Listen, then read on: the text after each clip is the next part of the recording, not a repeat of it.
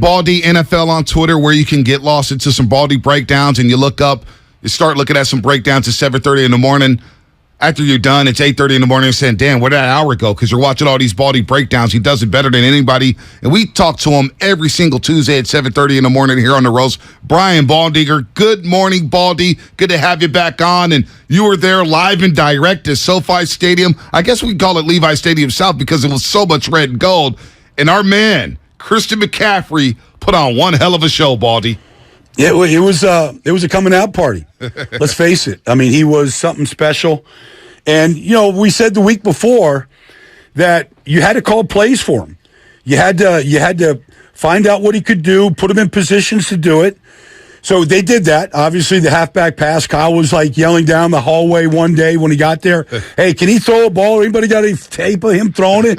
They pulled one out of him throwing a touchdown pass, a couple of years ago, whatever, and let's put it in. Let's see what it looks like. And so, that kind of got the offense started. But, just his ability to just jump through these holes in the middle of the offense, just the inside zones, and then to break out, for these big chunk runs. You saw, just about every time they threw to him, he caught it. There's just so many different ways you can use him. Yeah, Baldy, when you're looking at CMC and his impact on this offense, what do you think's the one thing that he's added right now that makes this offense so different than it was 2 weeks ago? I think the fact that anytime you put the ball in his hands, he's a threat. Now, you could say, okay, Jeffrey Wilson could do that. No, he can't.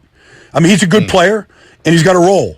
But, anytime McCaffrey touches the ball, something big can happen. It's like watching a home run hitter. It's because that's what he is. And so I was just remember talking to Bobby Wagner before the game, and they had just defended Carolina a couple weeks before. And he said, look, the problem with him is you got to know where your help is at all times. Because if he gets you leveraged, meaning, if Bobby Wagner is covering him out of the backfield and McCaffrey goes outside and turns the corner on you, there's nobody there. He's going to turn the corner. He's going to beat you. So what he's saying is you got to out-leverage him and make sure you turn him back into your defense where all the help is coming from. I mean, that's from a Bobby Wagner who's been around this thing for a long time. He knows just how dangerous he is. No, you saw the impact. Even on the play, Kittle caught a pass down the seam. Everybody saw McCaffrey go to the flat. Linebackers flying out. Ernest Jones there's 23, and 85 is wide open for the first time in years. Baldy, I want to talk about the quarterback and head coach because this was one of Jimmy Garoppolo's finest moments. 7 for 7 on the touchdown drive to make it 17-14. Shanahan dialed up some pass plays to put the game away to make it 31-14. It felt like for the first time in a long time that Shanahan and Garoppolo were in lockstep, that they were in communication and they were dialed in together. Did you see the same thing down there at SoFi Stadium? I did, but that they really turned on the opening drive of the third quarter. They're able to go down to score, and then the defense did their job. They got off the field 2 straight third downs in a row. And that's where they couldn't stop, the Rams in the first half. They couldn't stop on third down. So you're getting the ball back, and then you're staying on the field. So you can get into the game plan. You can get into the matchups. You can stay on the field. And that's, it looks like they're in lockstep, and they were. And, when it's clicking like that, the Rams could do whatever they want to do, or anybody could do.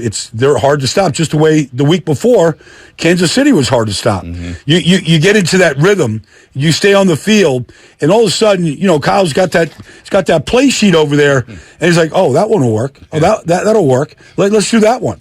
And so that's what you need to do when you convert third downs and you can just continue to sustain offense.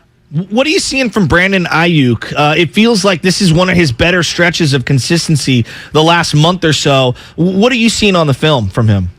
Well, I mean, obviously, the halfback pass is for him. Yeah. So, anytime the receiver, looks at that game plan on Wednesday and is like, oh, that's mine. Oh, that's mine. And so, you're rehearsing those plays, right, Joe? And then all of a sudden you're in a huddle and your number's getting called. And you're like, oh, okay, I'm a part of this team. I have a chance here. And so I think it starts with a game plan. It starts with during the week. But then when you're in the huddle and your name is being called, because look, let's face it, McCaffrey throws a good ball, no doubt. But it's not. Aiyuk has to adjust to that ball. Like he's got you guys turn completely around. He's thrown it right. Like put it to an open patch of grass. Right. Let Brandon go do it. And so, it's not perfect, but you can see his skill set, how he can adjust to a ball in the air. Brian Baldinger here on the Morning Roast on 95.7 The Game. Look, we can talk about the offense all day long. I think they're ready to explode once they implement Debo back into the game plan with CMC. We'll talk about it in a second, Baldy. But the defense, you mentioned it. They couldn't get off the field in the first half. The Rams go on a long drive, make it 7-0. And in the second half, they pitch a shutout. The pass rush got home. D'Amico blitzed a little bit. The secondary defended. They shut down Cooper Kupp. What did you see from D'Amico Ryans? What was the biggest adjustment he made in that second half? Well, the biggest thing, honestly, and I said it right before it happened, their first third down of the first half, they're deep in their zone. I'm like, you can't let Matt Stafford get comfortable and let him scan the field to go find Cooper Kupp, whoever. So I said, they've got to force the issue. And they had 2 6-man pressures in a row. And, the first one got home where, Stafford just bounces the ball into the turf. And the second one, Bosa's chasing him into the nickel seats. So 2 straight third downs. D'Amico said, okay, the cover's got to hold up. You're going to be singled up on Cooper. If it comes out fast, you got to make a play. But I thought that those 2 third downs really made a difference. The third down, it was a little scary because Tyler Higbee's coming out of the backfield. He's wide open, and he drops it. And that play could have gone a long ways. That could have changed things. That's how, tenuous some of these stretches in these games can look. If Higbee catches that, you see him hanging his head on the bench. Right. But if he catches that and run, it might be a whole different second half. Yeah. What did they do to Cooper Kupp in that second half, like coverage-wise or maybe putting a person on them? Why was he so invisible in the second half? Well, I mean, they weren't on the field. So you get off the field on 3 straight third downs in a row. They were like what the 49ers were a little bit in that first half. If you're staying on the field, you can get to Cooper Kupp on the variety of ways, whether it's fly sweep or, the quick game, all those different things. You have all those options to dial up his number. If you're not on the field and the 49ers are rolling on you like that, he's out of the game. Yeah, Baldy, you make a great point there about the second half. Niners had the ball for nearly 18 minutes of those 30 minutes in the second half, and so the Rams couldn't get into that rhythm. I want to go back to offense for just a second, something we talked about before the year, the offensive line. That would be the big question mark. Now, I thought they held up pretty well Sunday. A lot of people looking at Mike McGlinchey, yeah, he struggled, but I want to focus on Aaron Banks because that's one guy who barely touched the field as a rookie, and I feel like this left guard is coming into his own. What have you seen from Aaron Banks out of Notre Dame? I agree. Look, I mean, that's Aaron Donald over him. And AD had, 1 or 2 plays, but he didn't wreck the game. And he could do that to just about any, he can do it to anybody, but he could do it to a young guy. Because, if you get beat by Aaron Donald early, that can stay in your head. That didn't happen. And I think Trent really helps him over there. I really do. I mean, he's just, first of all, he's a calming influence because he just knows how to play. And he can play it at the highest level. Watched him warm up the other day. I'm talking to him about Aaron Banks. You kind of think of guards in a connection to a whole side. That's the left side. It's Banks and it's Trent. You got to, because they work so much together. Backside cutoffs, passing stunts, onside, outside zone plays. You got to work in concert. And I feel like, 8 games into this thing, Lakin's gone. There's no more talk about Lakin. It's Aaron's job. He was drafted for that job, and he's mastering it. And every week you get a little bit better. You see a little bit more. You're a little bit more comfortable. You get a second half like the 49ers have. You feel like you're a big part of it. Your confidence grows. All those things happen. You're a huge Juice fan, Kyle Juszczyk, and he wasn't playing in this game, and I was really worried going into it. Was it as simple as Ross Dwelly played his position, or did you see some more wrinkles that Kyle Shanahan threw out there? Well, they went to some 2-back with Jeffrey Wilson. He's the lead blocker. They ran a play. I mean, I love the one play where they dragged the backside fullback or tight end, and he doubles with Kittle on the front side, on the outside zone. I see the Jets use that play now, and teams that know this offense, they do that a lot. Wilson was in that position to do that, so I don't think one guy took Juice's job, and doubled up. I thought Dwelly did it.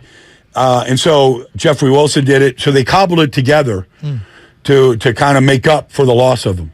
Brian Baldinger here on the Morning Roast on 95.7 The Game. Baldy, looking back at the defense, number 54, Fred Warner Jr. Was that his best game of the season?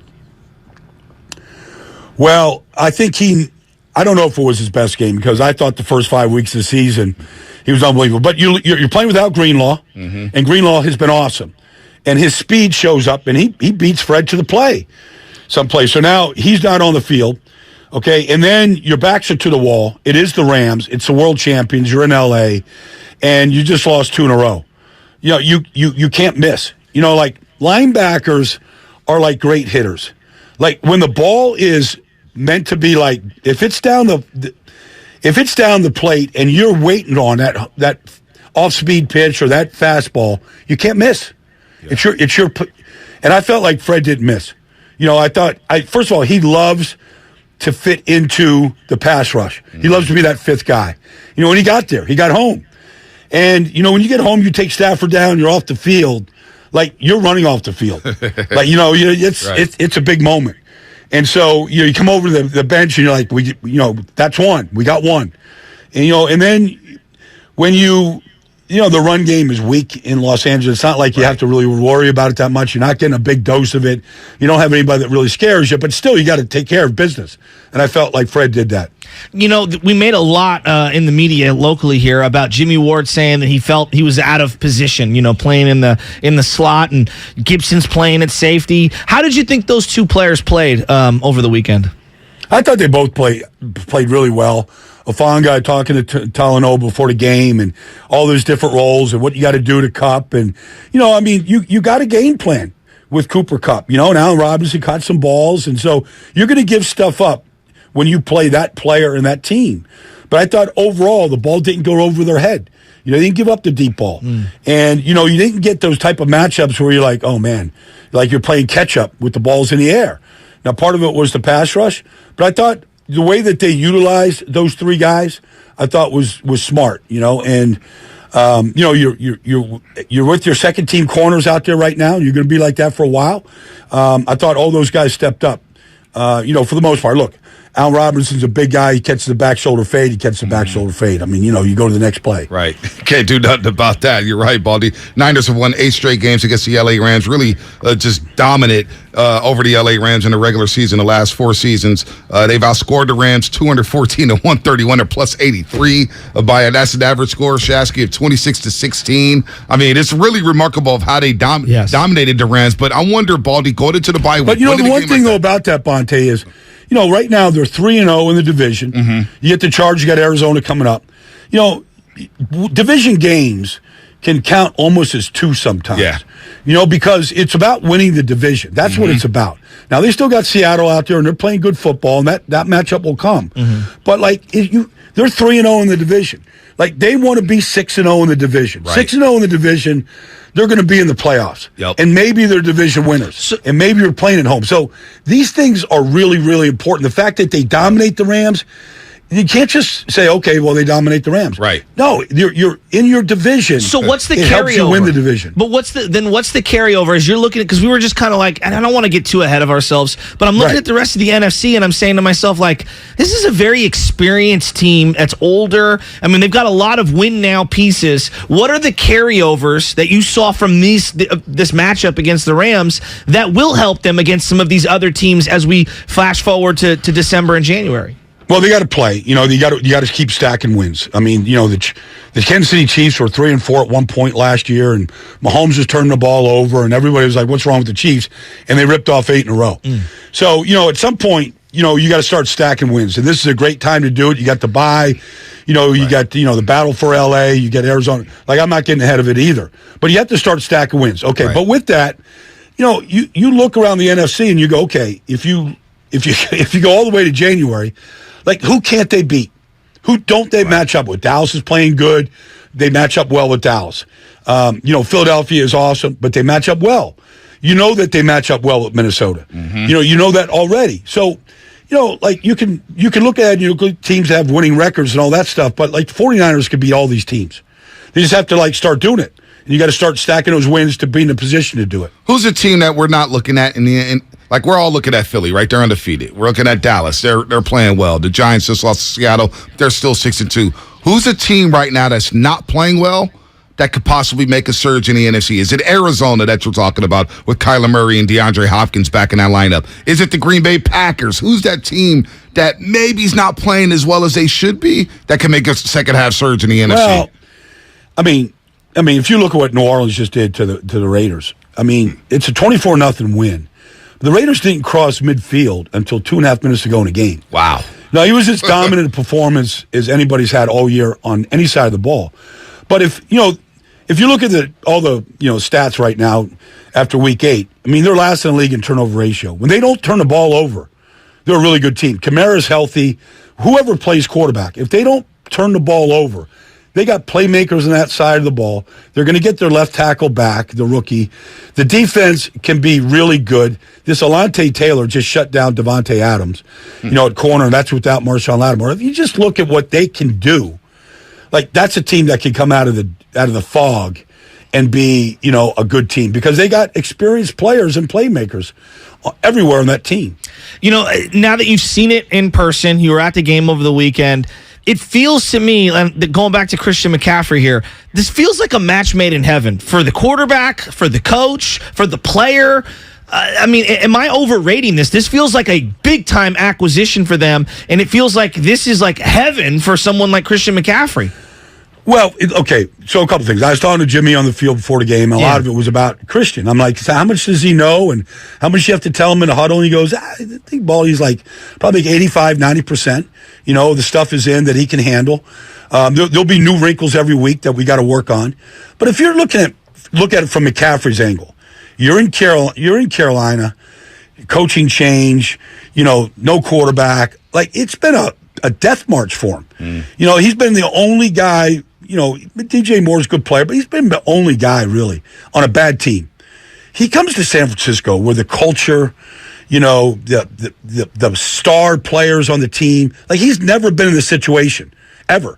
So for him, it's like he got out of he got out of jail. Right? He's like a free man, and now he's in this offense where, like, you can see Kyle. All right, halfback pass, you got that one. Right. All right, how about this one? Can you do it?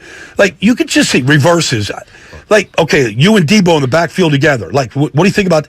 Like, it's just starting. And Christian's like, I can do that, coach. I'm good with that one. Inside zone, I got it. So, and then it's always like a little bit of a dance. How to run these plays, with new players and how they get to the second level and how they cut off on the backside and all those things that you got to kind of figure out. That looks like it's pretty natural for him right now. But, like, I just think the excitement is just beginning. Like, you say, okay, they gave up a lot for a running back, but he's more than a running back. Yep. He's like this playmaker that hasn't really had a chance. We know the numbers and the stats. We haven't really seen him with an offense like this and with playmakers around him like this and how he can really magnify everything that they have. No, that's spot on, Baldy. I mean, this guy's a stud, and we're so happy to have him back in the Bay Area. But you just mentioned how you talked to Jimmy before the game, and mostly it was about CMC. But the attitude of Jimmy Garoppolo, where is he at mentally? What did you gauge from that, talking to the quarterback before that big game this past Sunday? He's in a good spot. Like, he hears all the noise, and Kyle can drive him as hard as anybody, during the week. But at the end of the day, like, that team, like, you can gauge a pulse of a team on a pregame talking to guys. This team is loose. This team is confident. This team loves the game. It's a great locker room. There is a culture that everybody wishes they had that exists like it. And it's not just me. I mean, I get along with these guys. Right. They know who I am. Nick Bosa. Hey, my brother's got a boat ball to you in Fort Lauderdale. It's fun. But, like, the thing is that even if you talk to, a Steve Weiss or somebody, MJ Acosta from our network, they'll tell you the same thing. Like, sometimes you got a quarterback, you got to, like, walk on eggshells around him. He's so protected. That's not Jimmy. Jimmy will talk to anybody. You can go get him. Like, this is an open team. They don't, they expect to be playing in January for big games. And the locker room is really, really good. And it's a good blend of veterans that have proven themselves, young players like Ofanga is coming on. Like, it's just a good culture. Baldy, real quick, the pregame warm-ups, I got a kick out of this scene at the end of the first quarter of the broadcast. But A'Shawn Robinson was barking at Trent Williams, and I see John Lynch in the background smiling. Did you see it? Did you see that pregame scrum between the Rams and Niners? Big Trent and A'Shawn Robinson. Like, sometimes you walk into a bar and your friend's the bouncer. You never have to worry about your back. You got it. Like, Trent's your bouncer. Like, he knows his role. He knows that he's the big dog. Like, okay, hey, Sean, you want to, talk a little junk? I'm right here. Come on. Let's, you want to meet in the parking lot? You want to meet, in the next series? I was talking to Trent because he does this block on the backside that nobody else does. He just takes somebody's head and he just buries them into the ground. Backside's cut off. He's looking for somebody else to block. I'm like, how do you figure out? I'm like, he can do that to A'Shawn. Just put him in there, have him eat a grass seed. Like, nobody can do that. He's the big dog out there. On the Jimmy Garoppolo, Kyle Shanahan thing, did he maybe say something that gave you a little more insight or like a aha kind of a moment regarding their dynamic? Because we make so much of it. I'm just curious if you heard something that maybe gave you a little more, know-how about how the sausage is made between their relationship. Once you get to game day, the game plan, the week, it's in the old cliche, it's the hay's in the barn. Jimmy hits the field game day, like his head's clear. Huh. Look, I think sometimes we feel like this thing is too rigid. I think that's tense. I think that's what we've believed, Joe. Yes. It's just too rigid between them. There's got to be a little more freelance to an offense and a quarterback and what he sees, and it can't always be the way the coordinator and the head coach sees it all the time. Like, it's good when it works out, but sometimes you got to just go play.